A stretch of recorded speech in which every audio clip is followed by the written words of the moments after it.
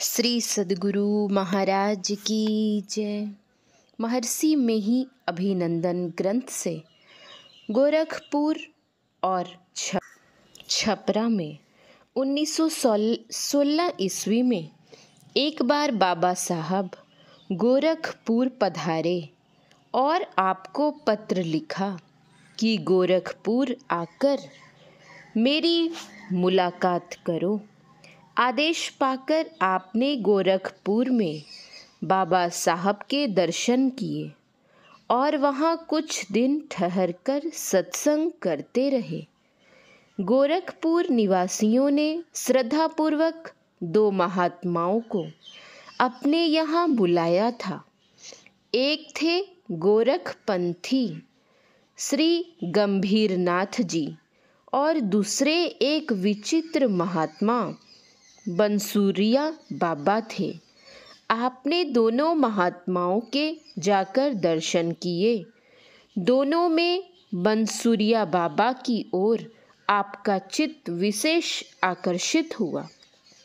ये वैष्णव रामानंदी संप्रदाय के थे और अपने शिष्य अदालत के एक हेड क्लर्क के यहाँ ठहरे हुए थे। उनके पास 3 बांसुरियाँ थीं। यदि कोई एक बांसुरी छिपाकर रख ले तो वे बिना लिए वहाँ से टलते नहीं थे। बांसुरी बजाने की कलापूर्ण माधुरी की सभी बड़ी प्रशंसा करते थे। अतः आपने भी बांसुरी सुनाने के लिए उनसे प्रार्थना की। वे बोले, बांसुरी दिलवा दो तो फिर सुन लो। आपके शांत अनुरोध करने पर मकान वाले की दाई ने एक बांसुरी निकाल कर दे दी। आपने बांसुरी सुनी और बड़े प्रसन्न हुए। पुनः शेष 2 बांसुरियाँ दे देने के लिए आपने दाई से कहा, पर उसने यह कहकर बांसुरियाँ नहीं दी कि तीनों बांसुरियाँ मिलते ही इसी क्षण ये यहाँ से चले जाएंगे। बंसूरिया बाबा बड़े ही मधुरभाषी वृद्ध महात्मा थे। उनकी वाणी इतनी अपनत्व भरी होती थी कि बातचीत करने वाले को वे पूर्व परिचित जैसे ही जान पड़ने लगते थे। उन्होंने अपने भाव की माधुरी में राग लय के स्वर में कबीर साहब का एक पद्य गाकर आपको सुनाया। साधो शब्द साधना कीजय। संभव है आपने पहले भी यह पद्य पढ़ा या सुना हो, पर इनके गाने में इतना आकर्षण था कि उसी समय वह पद्य आपने इनसे लिखवा ही लिया और बाद में इसे सत्संग योग में प्रकाशित कराया। एक दिन बाबा साहब ने आपसे पूछा, तुम तंबाकू भी पीते हो? आपने उत्तर दिया, जी नहीं। यह कहकर वे कहने लगे, अच्छा करते हो, यह चीज़ अच्छी नहीं है। देखो, मेरा नंदन भी नहीं पीता है। बाबा साहब के दर्शन के लिए आप जब जब आए, प्रत्येक बार आते ही इन्होंने आपसे पूछ दिया, यहाँ कितने दिन ठहरोगे? जब आप ठहरने की अवधि अपनी ओर से बता देते तो वे इसे पूरा होने के 3 दिन प्रथम से ही आप पर इतना बिगड़ने लगते कि प्रत्येक बार आप अवधि बिना पूरा किए ही वापस चले जाते। बारंबार ऐसा होते देखकर आपने यह निश्चय कर लिया कि अब बाबा साहब को जाने की अवधि के विषय में कुछ कहूँगा ही नहीं। अब आने पर जब भी बाबा साहब पूछते कि कितने दिन यहाँ रहोगे, तो आप इसका कोई उत्तर नहीं देकर उसी जगह मौन धारण किए रहते। फिर जिस दिन जाने की इच्छा होती, उस दिन जाकर प्रणाम कर जाने का आदेश मांग लेते। इस बार जब गोरखपुर से जाने की इच्छा हुई तो अपना सारा सामान बांधकर बाबा साहब के पास आज्ञा लेने के लिए गए। देखते ही बाबा साहब ने पूछा, क्या जा रहे हो? आपने कहा, जी हाँ।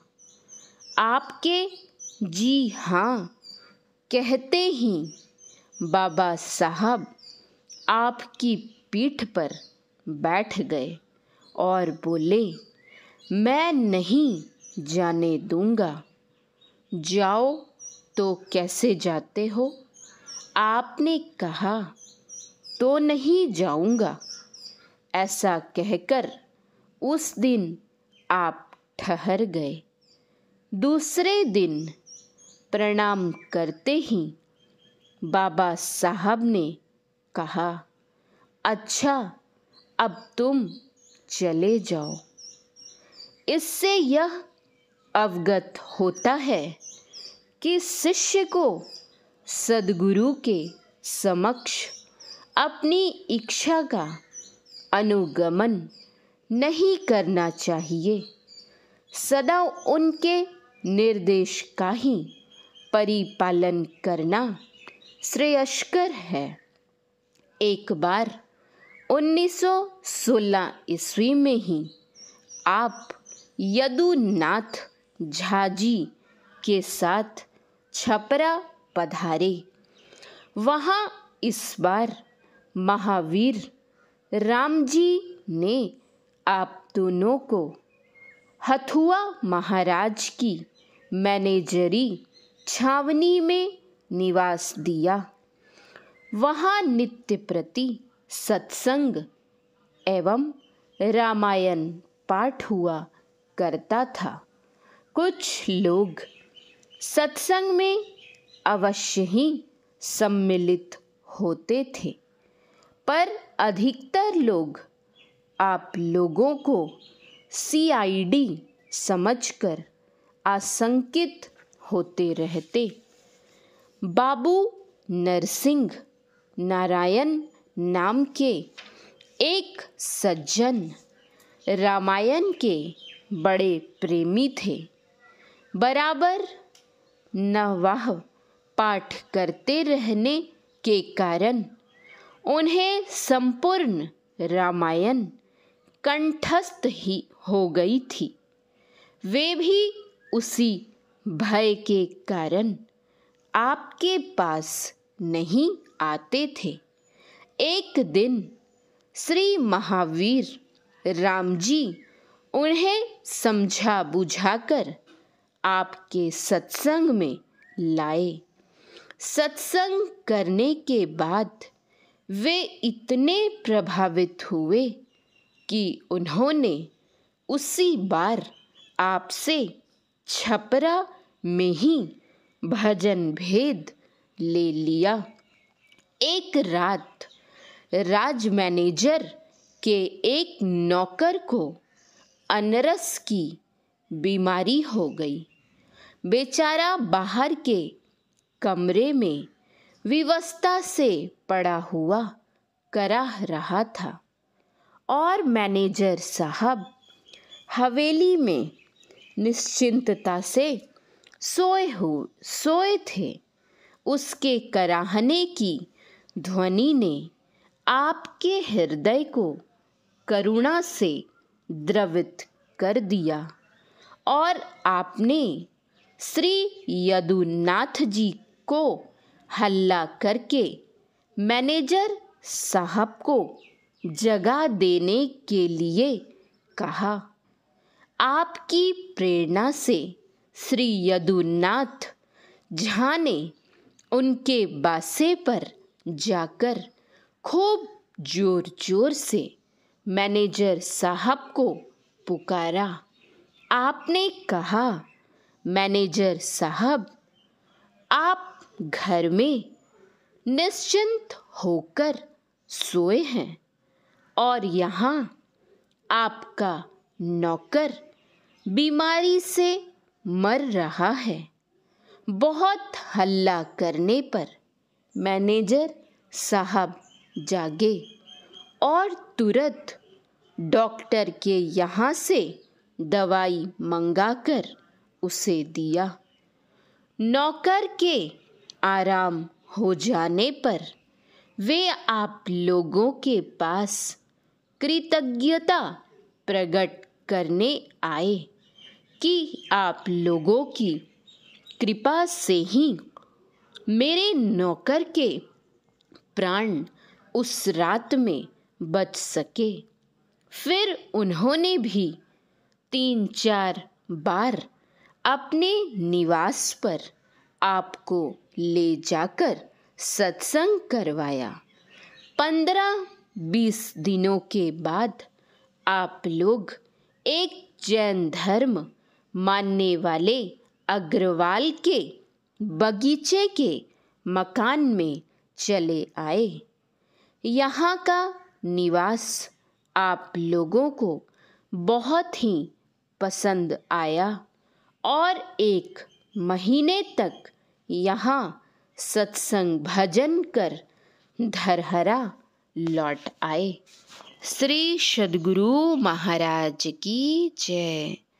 आप सभी सत्संगी भाई बहनों से निवेदन है, इस चैनल को सब्सक्राइब करें और संतमत सत्संग के प्रचार प्रसार का हिस्सा बने। श्री सद्गुरु महाराज की जय। श्री सद्गुरु महाराज की जय। श्री सद्गुरु महाराज की जय।